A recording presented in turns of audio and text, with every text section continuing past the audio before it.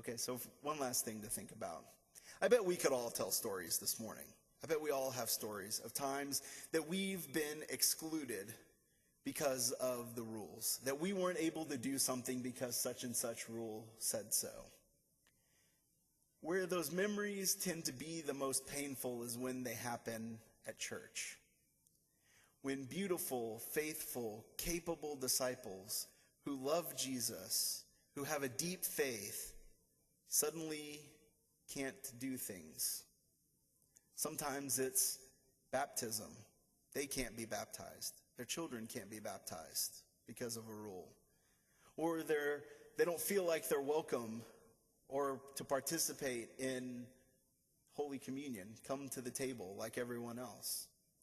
Sometimes it's a wedding that's not able to be performed because of the rule. Sometimes it's a funeral for a family member because of a rule. And there are times even too that something as simple as serving as a part of worship, you can't do it because of the rules.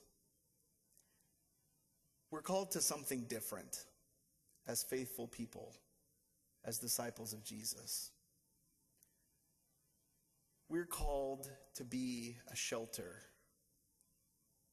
from the demands of life. Jesus came to bring life and freedom.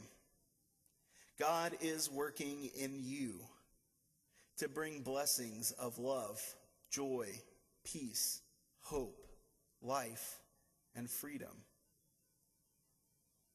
Now we can sort of sit back and idly let that happen.